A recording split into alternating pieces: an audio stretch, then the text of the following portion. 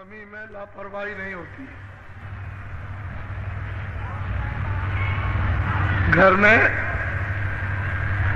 आटा कम हो तो एक भी टुकड़ा छूटने वाला नहीं।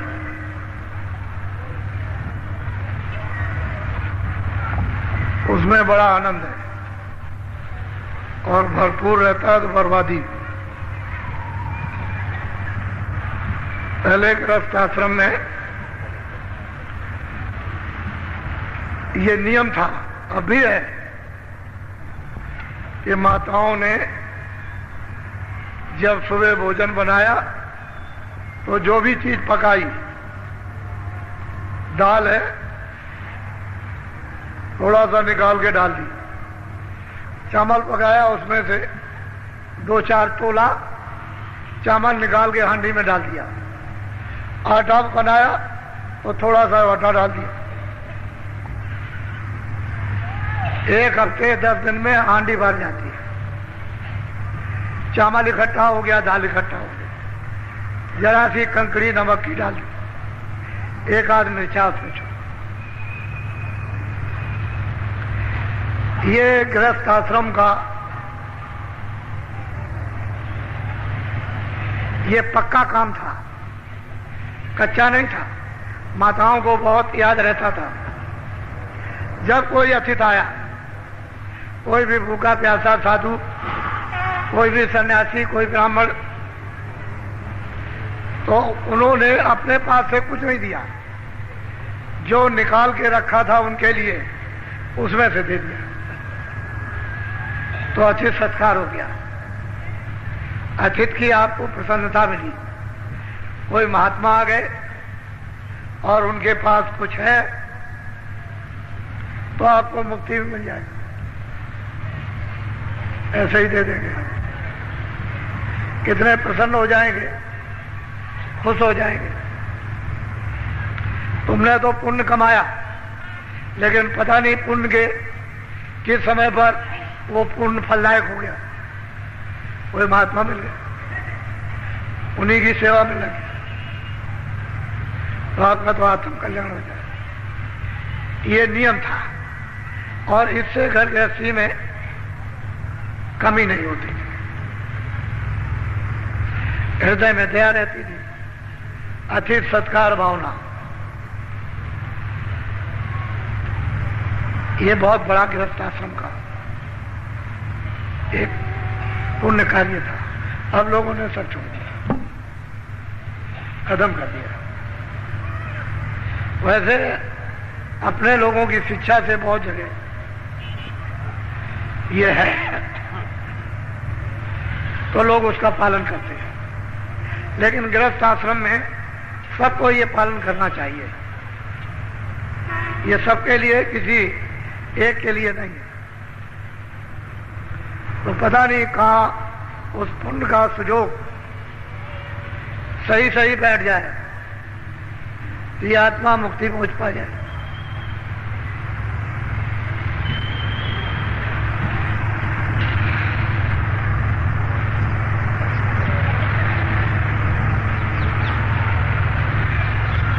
जय गुरुदेव, जय गुरुदेव, जय गुरुदेव,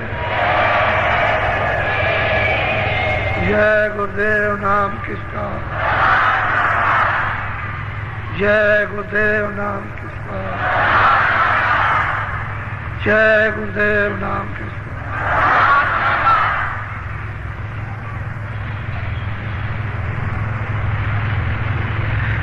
नर नारियों, बच्चे बच्चियों,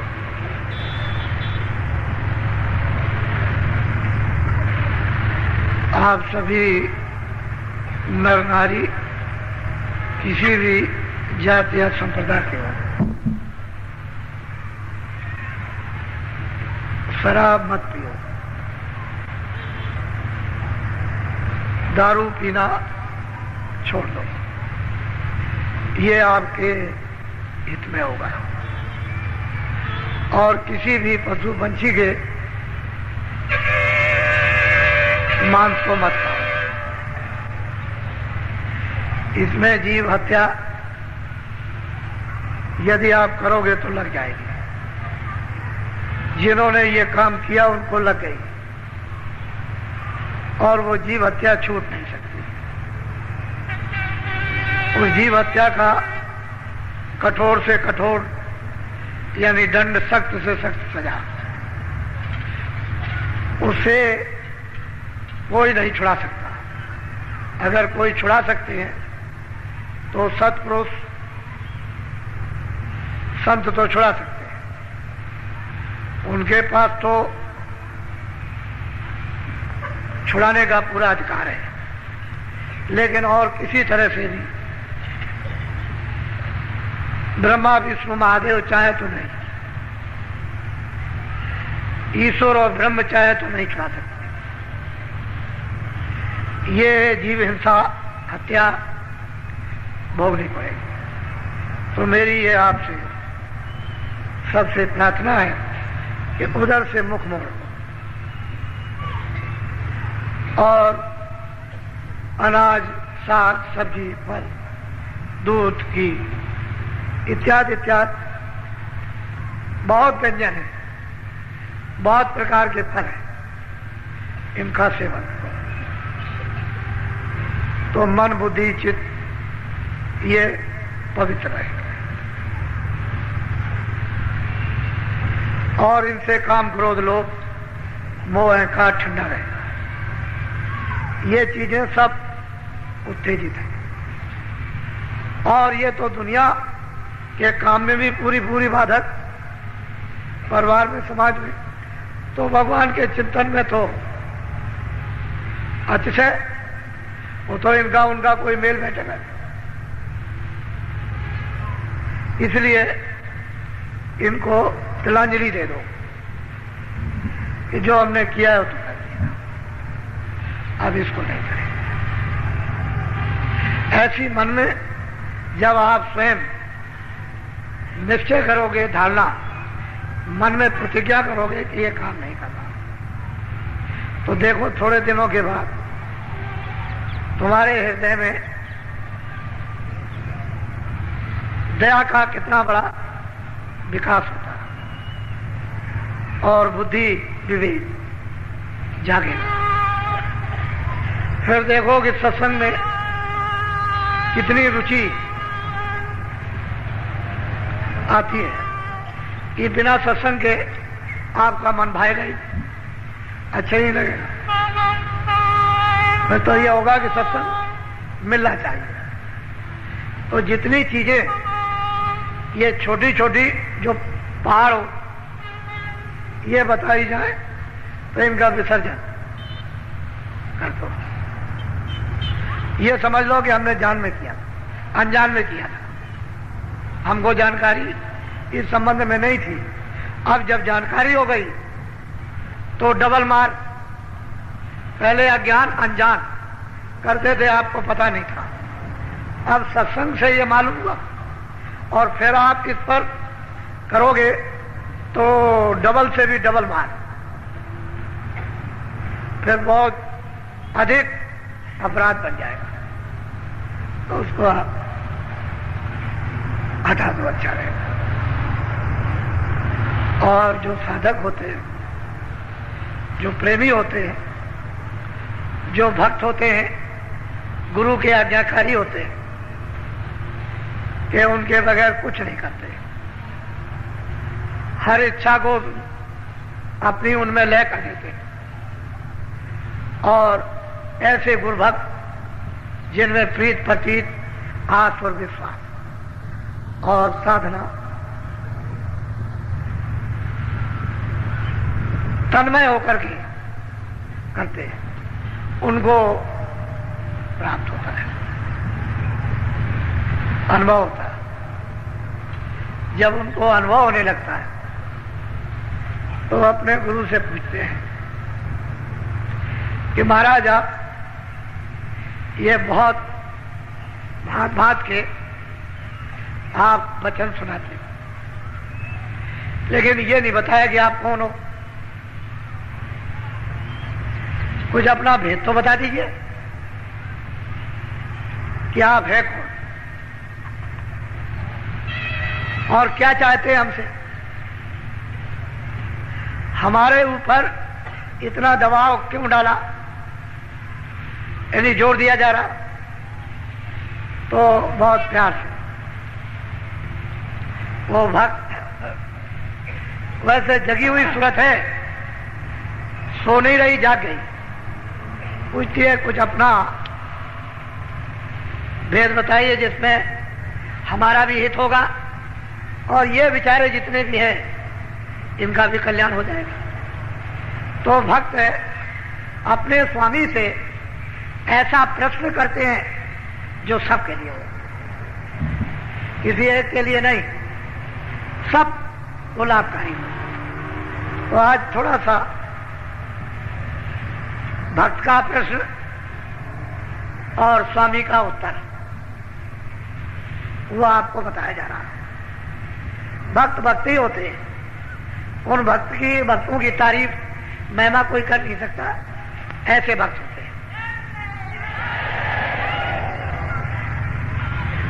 अब वो जो कुछ भी कहेंगे उसको आप बहुत ही ध्यान देकर और सुनेंगे और बुद्धि से सोचेंगे। बोलो। सब सूरते पूछे एक बाता, स्वामी देव भेद व्याख्याता। तो सूरत में जो जाग गई मनुष्य रूपी मंदिर में, वो पूछती है कि स्वामी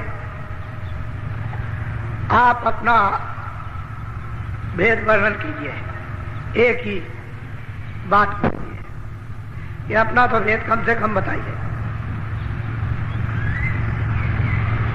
कि आप चाहते क्या है, क्या हमारे सबके साथ करना चाहते हैं, बोलो। तब स्वामी ने वचन उचारा, मार्ग कायो भेद बताया। फिर बड़े प्रसन्न होकर के उन्होंने उस सूरत को उत्तर दिया कि जो तुम पूछ रहे हो बिल्कुल ठीक है। तो उन्होंने बताया कि देखो मैं तुमको सब भेद बताता हूं, मैं चाहता क्या हूं कि जिससे कि जीवों का इन सुरतों का छुटकारा हो जाए, ये काल के कर्मों के जाल से, काल के माया के जाल से निकल के अपने घर में पहुंच जाए, जहां न माया है न काल है, न जहां पाप है न पुण्य है, न अच्छा न बुरा है, न दुख है न सुख है, न वहां जन्म है न मरण है। मैं चाहता हूं कि ये पहुंचे। तो पहुंचेंगे कैसे, ये तो आप वर्णन करते हो, उसका पहुंचने का उपाय सबका क्या है, बोलो। 5 नाम का सुमिरन करो, श्याम से तमें सूरत धरो। कहते हैं एक काम करो कि 5 नाम जो नामदान मिल जाए उसका सुमरन करो। जब तक 5 नामों का सुमरन नहीं होगा तब तक बच्चा कुछ होने वाला नहीं। 5 नाम का सुमरन करो, इसको तो लो पका है, और श्याम श्वेत में सुंदर करो, उसी को श्याम सुंदर कहते हैं। वो श्याम भी है और श्वेत भी है। श्वेत कहते हैं सफेद, श्वेत, श्याम श्वेत। शैतल कमल में दोनों रूप हैं, श्याम भी है और श्वेत भी है। कहते हैं उसमें अपनी सूरत लगा दो, 5 नाम का सुमरन करो। जब आप सुमरन करोगे तो पहले नाम का उसे आप याद करो।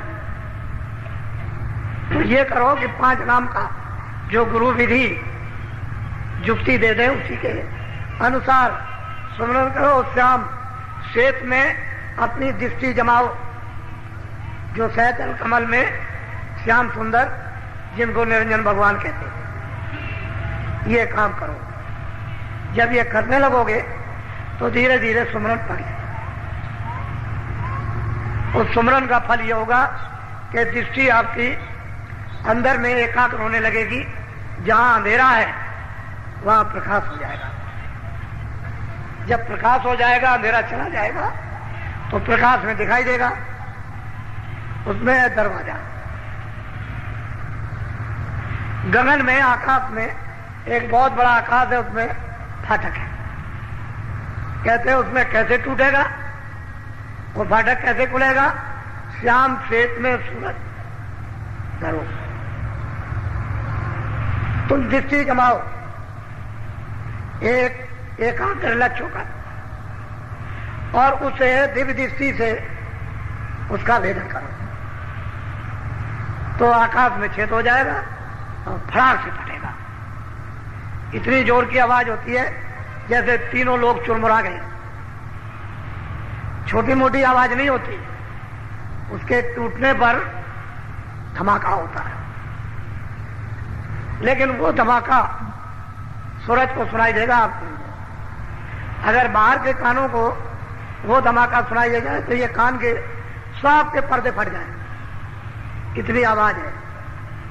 श्याम श्वेत में सूरज धरो, वो श्याम भी है और वो श्वेत, श्वेत तो गुरु बैठे हुए, और श्याम जो है वो निरंजन भगवान है। इन्हीं के भेजे हुए जब यहां ठीक करना था इसे धर्म मूवी पाप आत्माओं को, तो इन्हीं के आदेश से राम का अयोध्या में जन्म हुआ कि जाओ धर्म की मर्यादाएं था और राक्षसों का ये सफाया कर दो। तो निरंजन भगवान के राम अवतार थे। अब वो कहते हैं कि तुम 5 नाम का स्मरण करो और श्याम श्वेत में पूरा करो। बोलो। प्रथमे सुनो गगन में बाजा, घंटा शंख छाट। कहते हैं जब तुम्हारी सूरत उस श्याम श्वेत में जब लक्ष्य बना लेगी तो कहते हैं कि प्रथम पहले ही घंटे और शंख की आवाज घनाघन हो गई, सुनाई देती। तब आप इसको मिलाओ कि मंदिरों में क्या होता है। तो ये उसका एक नमूना है, नकल। इन मंदिरों में घंटा शंख बजाते हो, एक नकल है। वो तो निरंजन भगवान के मुख से ही घंटा शंख बज रहा, वहां तो बंद करनी होता नहीं। तो प्रथम सुनो गगन में बाजा, बाजे बजे, और इतने अद्भुत आनंददायक मीठे बाजे, ऐसा बोलो तो होता है कि अमृत से सने हुए। सुनो गगन में घंटा और शंख, ये सुनने को मिलता है। जब ये मिल जाए, उसको सुनाई दे, तो बहुत सी आवाजें चारों तरफ से प्रकट हो जाती है। ऐसा मालूम हो रहा है कि अनंतों आवाजें उत्पन्न हो रही। फिर उसको धीरे से घंटे और शंख की आवाज को छाट लो, धीरे धीरे धीरे धीरे छाटते छाटते सब आवाजें जो अन्न आ रही थी बंद हो जाए। उस आवाज के सामने वो आवाजें लय हो जाएगी, बंद नहीं होती, उस आवाज में सुनाई नहीं देती। जैसे कोई अब आवाज हो रही है और आप बोलते रहो छोटी मोटी आवाज से, तो सुनाई नहीं देता है। इसी तरह से वो इतनी बड़ी आवाज, यानी इतने बड़े बाजे आवाज करते हैं कि छोटी मोटी वहां पर आवाजें राग रागनी दब जाती है, उसके सामने सुनाई नहीं देती। तो वो अपना भेद बता रहे कि भाई ऐसा करना है कि अगर तुमको चलना है तो 5 नाम का स्मरण करो। फिर अपनी सूरत को श्याम श्वेत में रखो।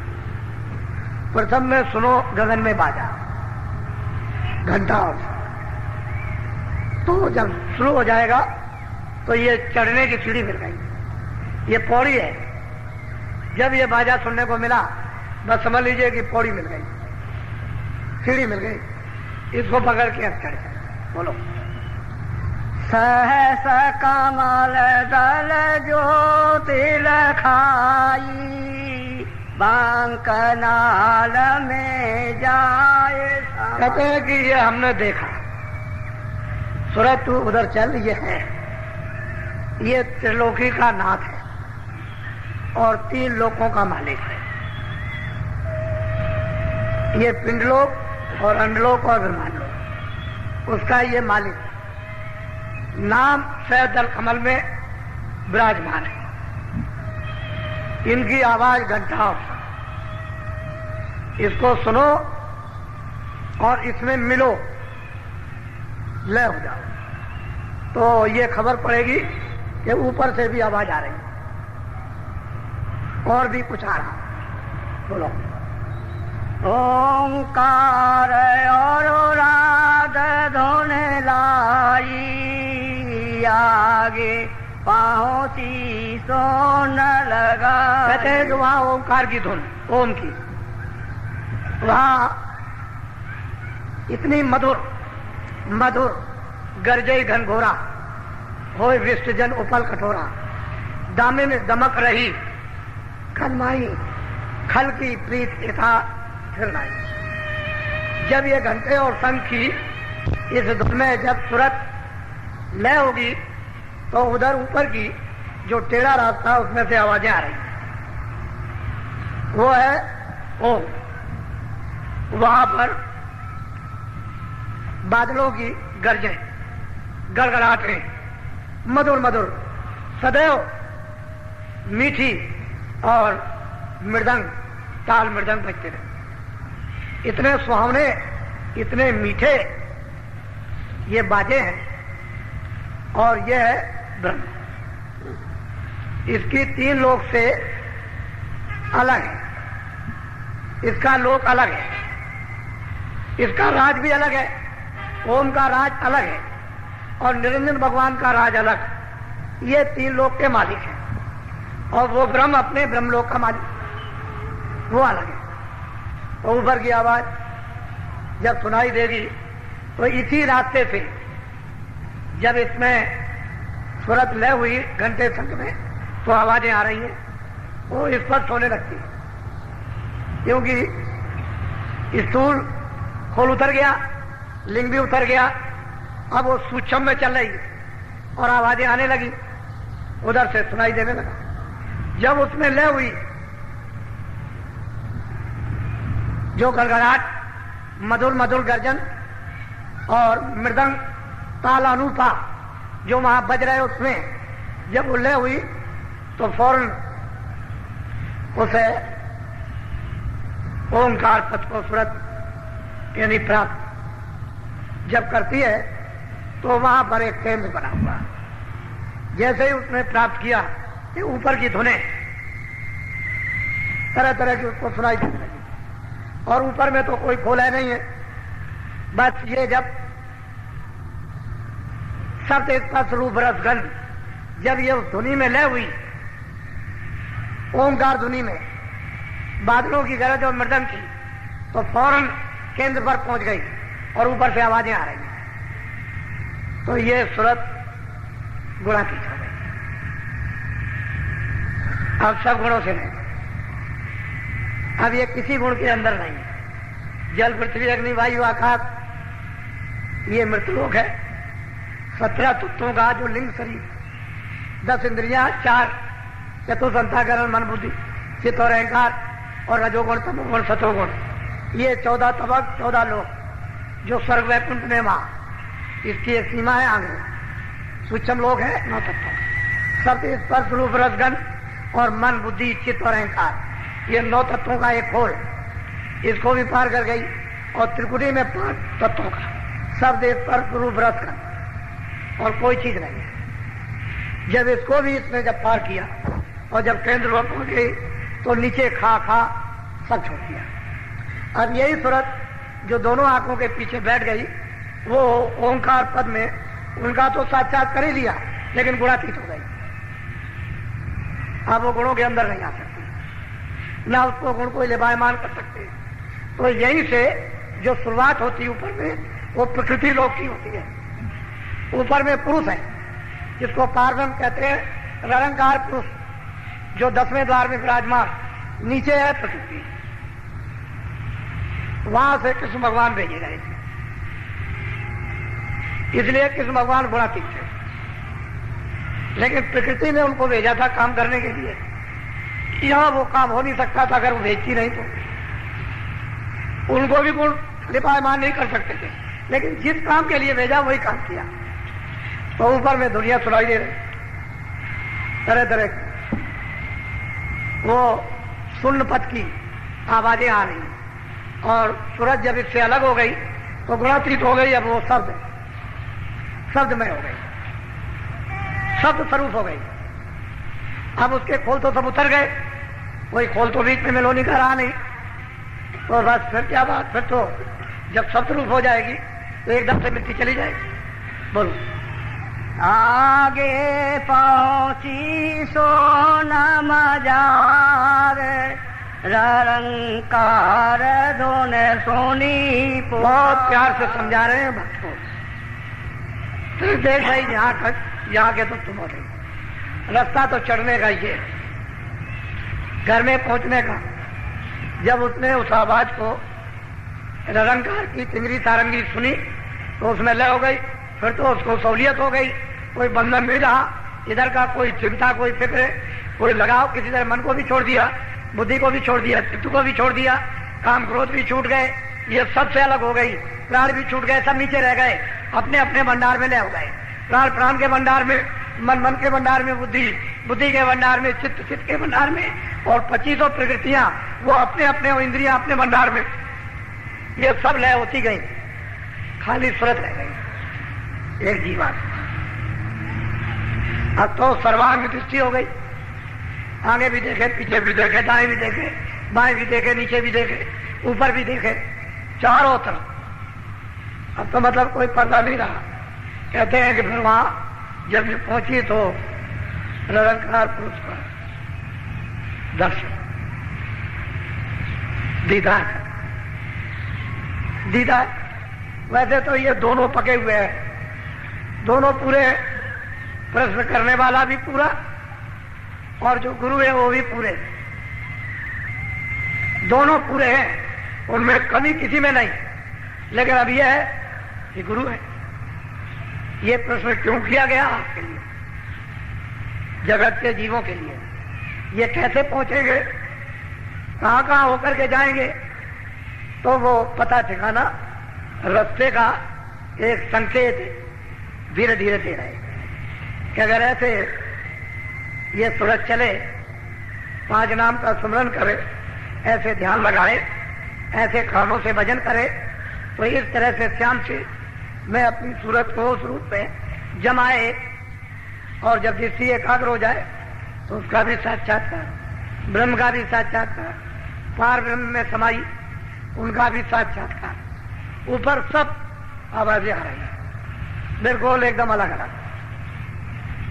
फिर वहां कोई पर्दा तो है नहीं, आवाजें कोई बंद नहीं है, तो इतनी आजाद सर्वत्र है, सारा चेतन सत्य का ही सारा कारखाना है, सारी रचना शब्द में, कुछ नहीं, सत्य की। वो चेतन सत्य है, एक प्रकाश है, उसी में से ये निकल रहा है। अगर शब्द न हो तो प्रकाश नहीं होगा। सारी रचना ही पूरी चेतन में है, वहां जड़ का कहीं भी नाम, निशान और आवाज वहां। बोलो।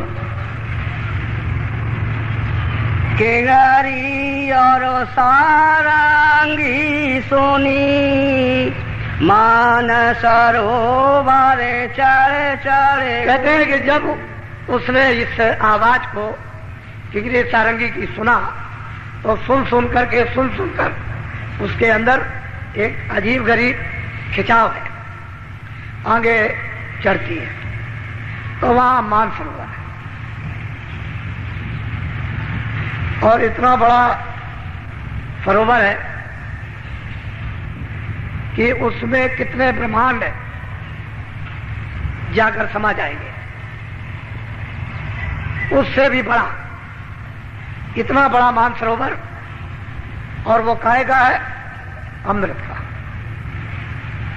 अब मालिक ने किस कारीगरियों से उसको ऐसा बनाया, लेकिन उसके इर्द गिर्द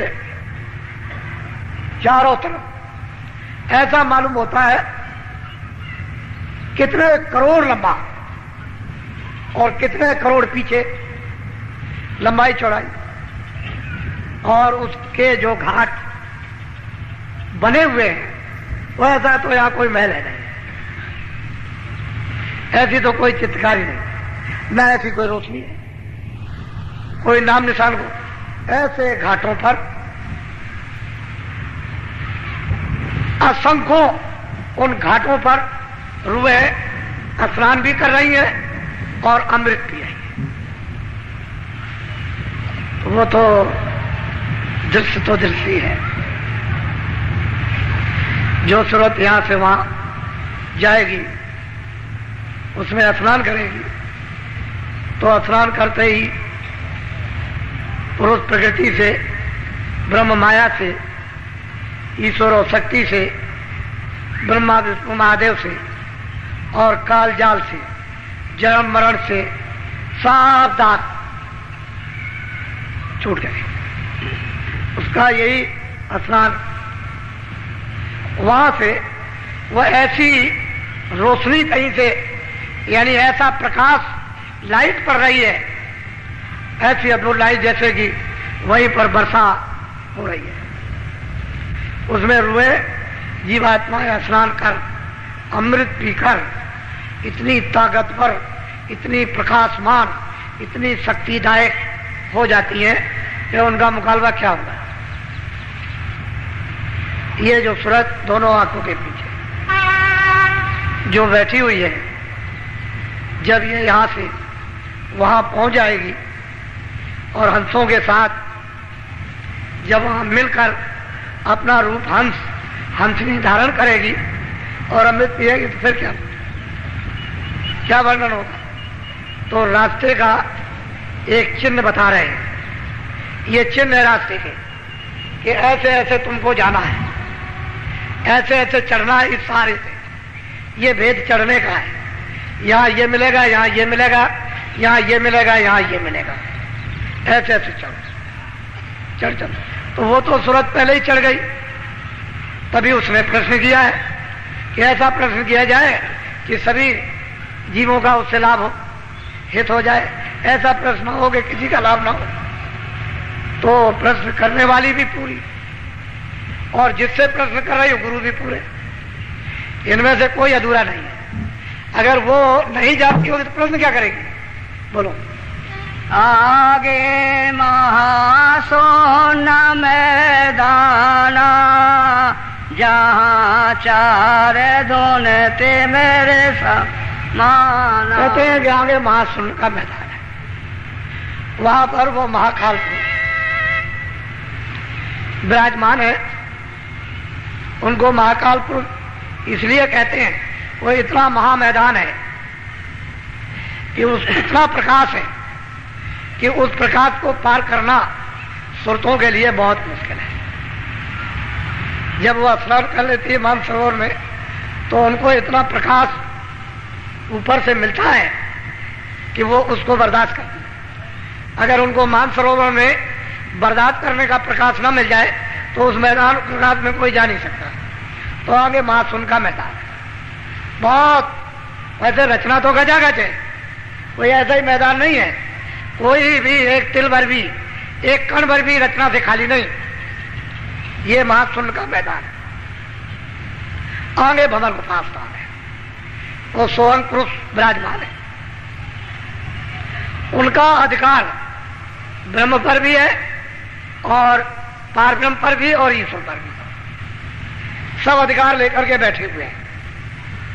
और यहां तक तो महाप्रलय होती है, इसके आगे कोई महाप्रलय नहीं है। ये मैदान बहुत बड़ा है। आगे महासुन है, जिसको महाभंवर गुफा कहते हैं। उस पर वो सोहंग पुरुष विराजमान है और वो वहां एक इंडोला पड़ा हुआ है। ये सब उसी धुरा पर सब के सब झूल रहे हैं। इतनी तेज चक्कर से पूरे के पूरे मंडल झूल रहे हैं, ऐसे चल रहे हैं। ऊपर से देखने में आता है कि सारे मंडल घूम रहे हैं इस तरह। ऐसा धुरा चल रहा, कितने युग कितने कल्प बीत गए, बराबर यही। इससे ये सब चक्कर घूम रहा, स्वर्ग भी घूम रहा, ब्रह्मांड भी घूम रहा, पार ब्रह्मांड भी घूम रहा, पूरा का पूरा ये। तभी तो इंडोला पड़ा हुआ है, नहीं तो कैसे पता चले? वहां देखने से मालूम होता है। तो निशाना बता रहे कि सूरज स्नान करने के बाद तुमको महासुन के मैदान में प्रकाशमान में जाना होगा, और वो इतना प्रकाशमान मैदान है कि वहां रूहें चकाचौंध हो जाती है। मालूम होता है कि प्रकाश में कुछ दिखाई नहीं देता। तो जब तक मानसरोवर में स्नान न करें उस प्रकाश में, तब तक वो बर्दाश्त नहीं कर सकते। तो निशान बता रहे हैं कि ये जाने का रास्ता है। बोलो। ताके परे धाम सतनामा बीन बाजे सतलो। बहुत प्यार से समझा रहे कि तूने पूछा तो ठीक है, इस भंवर गुफा सुहंग स्थान के परे वो सतधाम है, और उनका नाम है सतना। वो धाम है, ये इन सब के वो पिता है, और ये सब उनके बच्चे हैं, और हम भी उनके बच्चे हैं। ये वही से सब कुछ मिला। ये जीवात्माएं भी सतधाम से, सतलोक से ये भेजी गई, और ये अलग अलग मंडलों में, ब्रह्मांडों में तकसीम कर दी गई। कहते हैं आगे सतधाम है। बोलो। सोनत सोरते फेरे आगे चली। वहां जब वो पहुंच गई सतधाम में, तो वहां पर वो देख रही कि बीन बांसुरी अद्भुत अद्भुत बज रही, चारों तरफ वही आवाज, ऐसी मस्तानी मधुर। वो सत पुरुष का जो बाजा है वो सबके ऊपर छाया हुआ। वहां पहुंच करके सूरत ने सतपुरुष का सतधाम में, सतलोक में दर्शन किया। कहते वहां जाएगी तो सतपुरुष का दर्शन होगा। रास्ता ये चलने का है, लेकिन गुरु साथ, बगैर गुरु के उधर कोई नहीं। साथ रखना हर वक्त, उनको जरा भी छोड़ना नहीं। वो तो ऐसे लेकर के चले जैसे छोटा बच्चा है आंधा, उंगली पकड़े रहो, छोड़ना नहीं। ऐसे साथ साथ रहेंगे तो पार जाओगे। तो आगे सदा सतपुरुष का दर्शन। कहते हैं अभी तो और कुछ है। बोलो। कोटे नयार बसूर ओजियारा अलग अलग धाम है। कोटान कोट सूरज उसके एक एक रोम में लगे हुए, और वो अलग था। सतलोक के ऊपर में अलग लोक, अलग पुरुष का दर्शन। सतलोक में और अलगम लोक में कोई अंतर नहीं है। ये भी पवित्र है, वो भी पवित्र है। इसमें उसमें कुछ भी कोई मिलोनी नहीं किसी तरह की, लेकिन छोटे बड़े हैं। सतलोक से अगम लोक बढ़ा। कहते हैं वहां पर दर्शन हुआ अगम पुरुष का। फिर आगे क्या वर्णन करते हैं? बोलो।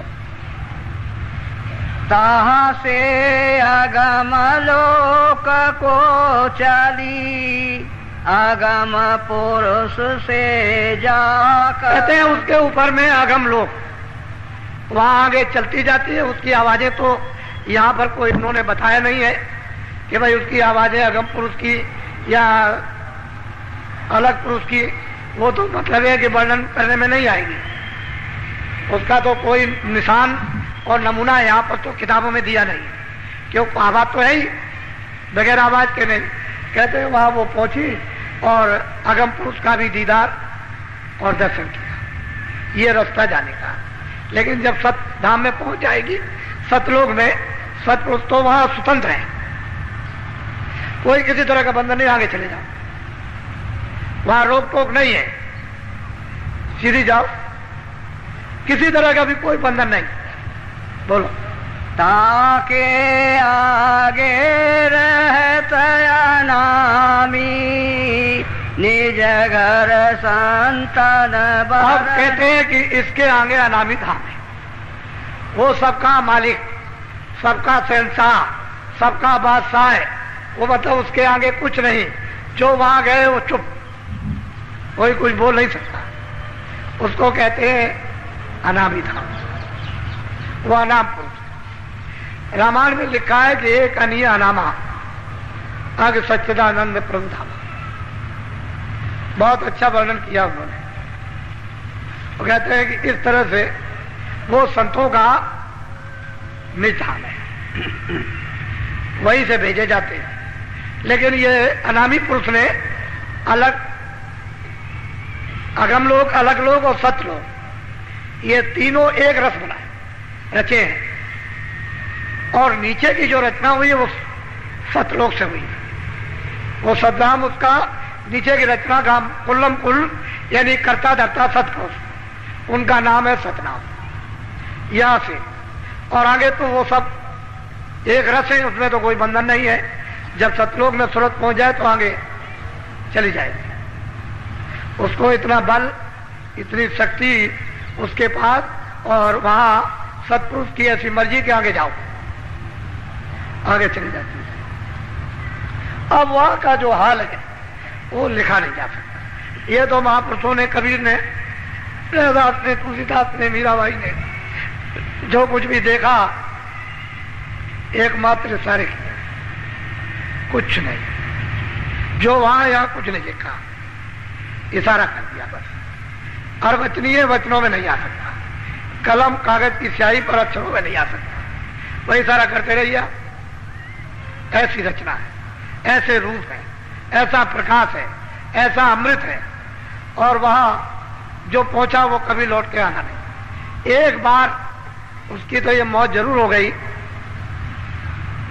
कि जीवों के भंडार को एक बार दे दिया, और अब जो पहुंच जाएगा फिर कभी ऐसी मौज नहीं। और वो कहते हैं कि भाई काल हमने समझ बूझ के रचा, क्योंकि काल बगैर बनाए लोगों को खौफ नहीं होता। खौफ से ही तो आते हैं, अगर ये चले जाते तो लौट के आते हैं। तो जीव आए तो कितने युग और कितने कल बीत गए, ये इनका देश निकाला हो गया। महाकाल पुरुष, पार ब्रह्म, ईश्वर, इन सबको सत्पुरुष ने देश निकाला कर दिया। ये नहीं जा सकते अब। आपके जाने का तो रास्ता रखा है, लेकिन ये अपने स्थान पर रहेंगे, कभी नहीं जाएंगे। इनके जाने की कोई मर्जी नहीं, कोई मौज नहीं है। लेकिन अब क्या किया जाए? तपस्या की थी, उन तपस्या के बस होकर के सत्पुरुष ने इनको यानी वरदान दे दिया कि जाओ मैं तुमको देता हूं। तो जीवों के बगैर तो कोई रचना बैठती नहीं, तो जीव भंडार दे दिया। एक छोटा सा दिया, कोई ज्यादा बड़ा नहीं है। वहां तो सब रूहों की, सभी जीवात्माओं की पूरी गिनती है, लेकिन यहां गिनती नहीं। वहां तो गिनती से दी गई, और यहां उसकी गिनती नहीं। कागज पर कोई गिनती नहीं कि कितनी जीवात्माओं का भंडार दिया गया। अरे भाई, रुपए की गिनती थोड़ी है कि गिन के दे दिया। कभी कभी जब गिनती खत्म होती है तो लोग अपने शब्द एक निश्चित करते हैं कि नहीं ये गिनती मान ली जाए, लेकिन वहां तो गिनती सबकी है, उसमें नहीं। ये सीधा सरल भक्त के प्रश्न का आपके लिए उन्होंने संकेत में बताया कि भाई मैं तो वहां का रहने वाला हूं, मैं तो इस काम के लिए भेजा गया हूं, आया हूं, और तुम इस तरह से चले चलो। अब बेचारे काल जाल में यहां फंसे हुए हैं, इनको क्या मालूम है कि अंतर्मुख साधना क्या है? इनको क्या पता है कि ईश्वर क्या है, घंटा घड़ियाल क्या है? इनको क्या मालूम? ये तो यहाँ अंधकार अज्ञान में पड़े, रो रहे, चिल्ला रहे। इनको तो साधना का स्वप्न में भी कभी बात नहीं है कि कोई साधना है, ईश्वर है, भगवान है, कुछ नहीं। लेकिन जब संत आते हैं तो सब विश्वास दिला देते हैं। धीरे धीरे संस्कार डाल डाल करके विश्वास पक्का कर लेते हैं, और जीवों से एक योग बना लेते हैं कि चल पड़े, निकल जाए। इसीलिए तो जीवों ने उनकी पुष्टि की है। इन संतों को कौन जान सकता कि ये संत है? उनको कोई नहीं जान सकता। वो तो जब तक ले ना जाए तब तक कौन जाने, पहुंचे नहीं तो किसको क्या पता। तो जब वो पहुंच जाते हैं और पूरे हो जाते हैं और देखते हैं कि इन्हीं का सब खेल है, ये यहां भी और वहां भी यही है, इनमें उनमें कोई अंतर नहीं, और वो इसीलिए आए कि देखो मैं तो यहां बैठा हूं, जो रूप उनका यहां वो कोई फर्क नहीं, वह रूप चित्रकारी में नहीं आ सकता है। वो काला सांवला नहीं है, वो तो अरूप है। इसलिए आप लोग जो नामदान पा जाओ तो थोड़ा सा साधन करो, कोई बड़ा मुश्किल नहीं है, सरल है, सीधा है। केवल थोड़ा सा मन पर घेरा घेरी में दबाव पड़ेगा कि भाई यहां से मन हटा लो, यहां से रोक लो, बुद्धि को चित्त को रोक कर समय अभ्यास, समय भजन के वक्त इसको रोको और कानों के साथ में लगाओ। तो जो तुम इंद्रियों से इसको रस मन को देते हो वो तुमको शब्द से मिलने लगेगा। वो तो गहरा रस है, गहरी ठंडक है, गहरी खुराक है। अगर कहीं वो नशा चढ़ गया तो उतरने वाला नहीं। इसीलिए लोग चीखते रहते हैं, कहते भाई इसको क्या हो गया, ये पता नहीं, बदल गया, बदलता ही नहीं। तो उस पर गहरा रंग जब चटक चढ़ जाता है मस्ती का तो बदलता नहीं है। सब चीखते रहो, पछताते रहो, कोई कुछ नहीं कर सकता। लेकिन जब तक रंग नहीं चढ़ा तब तक आप भटक रहे। तो धीरे धीरे जो मिल गया वो आप धीरे से करो। तो देखो घट में घाट खुल जाएगा, जीवात्मा जाग जाएगी, कान खुलेंगे आपके, धीरे से सुनने लगोगे, देखिए शक्ति प्रदान होने लगेगी, ज्ञान होने लगेगा, भ्रम खत्म हो जाएगा, शंकाएं चली जाएगी। क्योंकि शब्द के साथ तो कोई शंका है नहीं है। जब शब्द से जुड़ोगे शंका अपने आप है। शंका तो अज्ञान है, वहां ज्ञान मिलने लगेगा, शंका किस बात? तो सब गुण है उस शब्द में, नाम में। और नाम जी जब जागे जोगी, तो इसलिए 5 नाम का सुमरन करो। वो आपको बड़ा सरल बताया गया कि सुमरन को पहले पका लो, और जब ऐसे ध्यान पर बैठो तो जरा सा शरीर को थोड़ा सा भूलो, 10 मिनट 15 मिनट के लिए ऐसे बैठ करके जरा भूलो। जब शरीर को थोड़ा सा जब भूलने लगोगे और मन बुद्धि चित्त ये जीवात्मा के आंख के सामने जब साथ देगी तो इधर से सब बुलावा शून्य होने लगेगा। आपके विचारों में कोई चीज याद नहीं रहेगी। इसको कहते हैं शरीर भूलना। जैसे ही बुद्धि मन और चित्त सूरत के साथ काम करने लगे कि आप ये चीजें भूलने लगे, और उधर शब्द काम करने लगेगा, तो ये सूरत मन दोनों शब्द को पकड़ लेंगे। तो ये आसानी से जुक्ति लेकर के काम कर डालो, इसमें ढील मत करो। अब दया तो मालिक की आपको मिल रही हर तरह से, और उस दया को समझदारी से ले ही लेना चाहिए, ताकि बाहर भी और अंदर भी काम कर जाए। अंदर तो उसका स्थान बना लो, फिर बाहर भी काम आ जाएगी। कोई चीज जमा तो करो, जब ज्यादा अफरात हो जाए तो किसी और के भी काम आ जाए। फिर महात्माओं के पास तो भंडार होता है, उनके पास तो कुछ खत्म होने वाला नहीं कि उसमें से कुछ घट जाएगा, घटेगा कुछ नहीं। वो तो जैसा उचित आपको समझेंगे वैसा ही काम करते हैं, जिससे आपका लाभ फायदा हो जाए और दोबारा पुनः ये जीवात्मा वापिस लौट करके न जाए और चढ़ चले।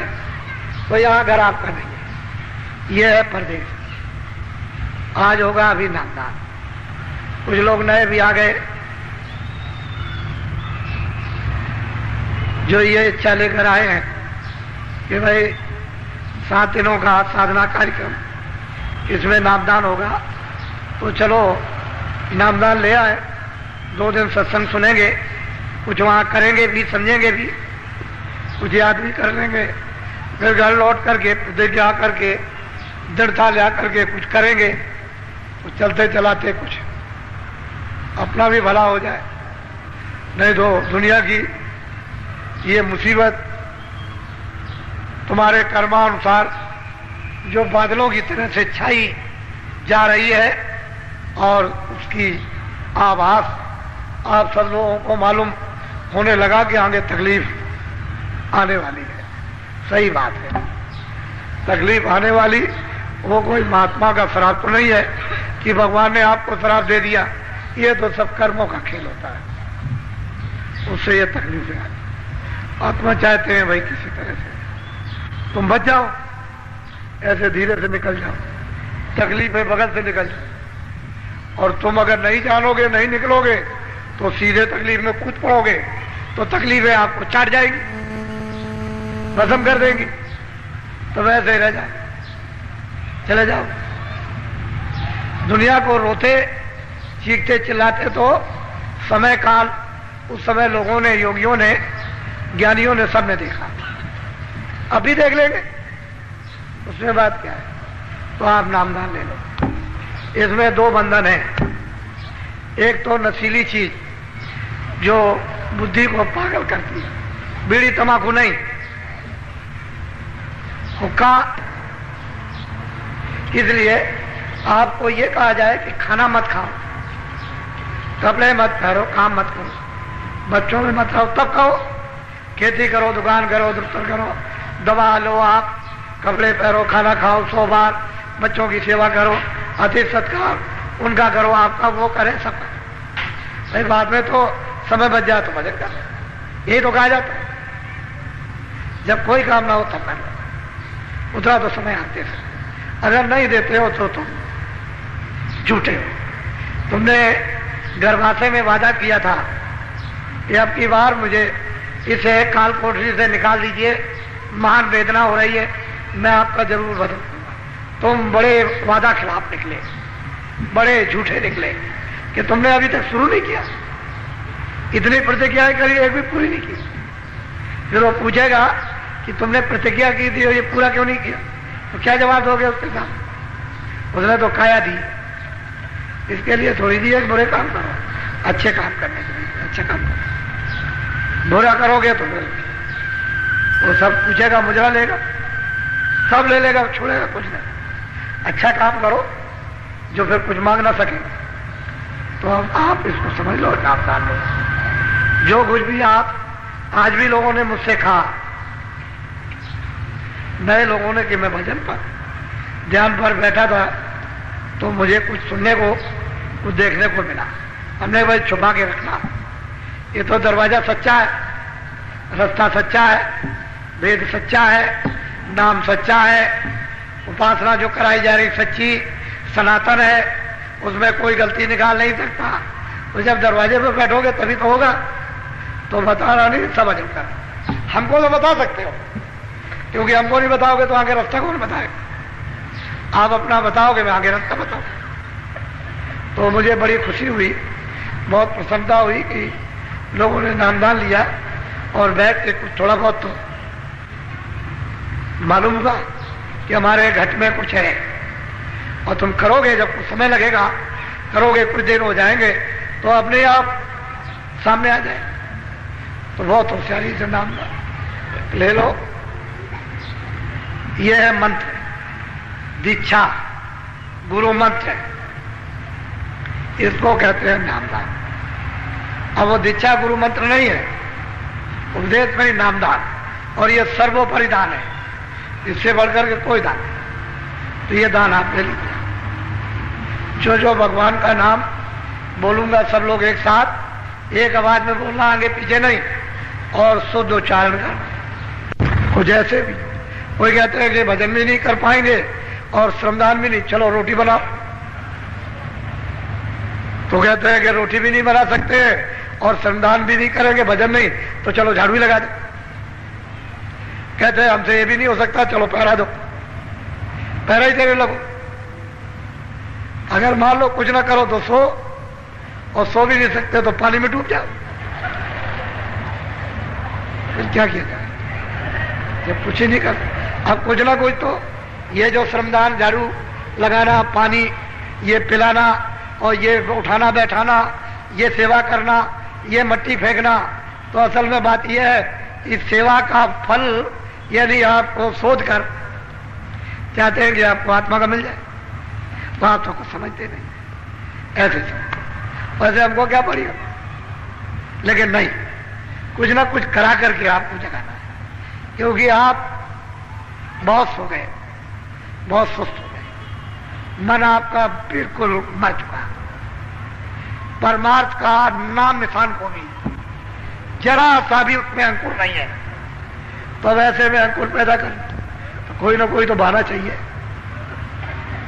लोग जब आपको देखते हैं तो कुछ देख करके भी कुछ लोगों में समझ में आता, देखा देखी पुण्य, देखा देखी पाप, देखा देखी सत्य, देखा देखी असत, देखा देखी ईमानदारी, देखा देखी बेईमानी, देखा देखी भजन, और देखा देखी अगर कोई सो रहा है तो देखा देखी सो, कोई बैठा है तो देखा देखी बैठो।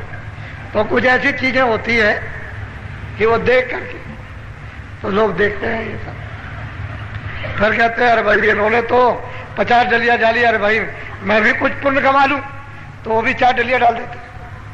नए लोग जो बाहर से आते हैं खड़े होकर देखते हैं तो डलिया उठा लेते हैं, शायद कुछ हमको भी मिल जाए, तो मिलेगा तो उनको भी, लेकिन एक अंकुर, एक फुर्ना तो हुई, फुर्ना तो हुई, एक लगाव तो हुआ, तो ये कहेंगे कि मैं भी डाल के 2 डलिया आया था, कहेंगे सब जगह कि मैं बाबा जी क्या गया था, वहां कितने लोग मट्टी डाल रहे थे, मैं भी 2 डलिया डाला, तो सब जगह तो एक मतलब ये कुछ बना, अंकुर तो कुछ बना, कुछ मतलब ये है कुछ हवा तो चली, नहीं तो कुछ नहीं।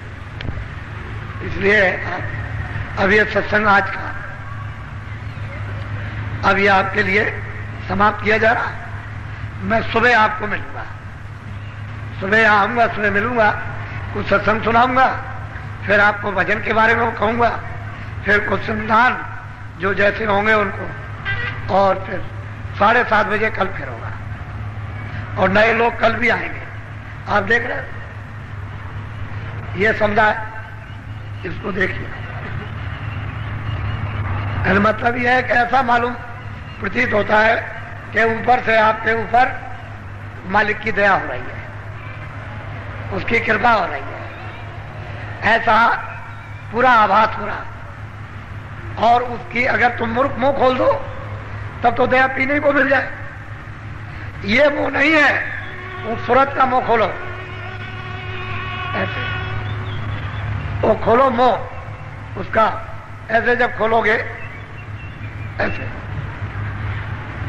उसको खोलिया तो फिर पीने को मिल जाए, दया पीने को मिलेगी। मुंह बंद किए रहो कैसे मिलेगा? ये तो सोचने की बात, ये जैसा ये मुंह है ऐसा उसका मुंह नहीं है। कहीं ऐसा मत समझ लेना कि ऐसा मुंह है, ऐसे दांत मुंह नहीं है, वो अलग उनका मुख है, मुखारबिंद अलग है, सूरत का मुखारबिंद अलग है, उसको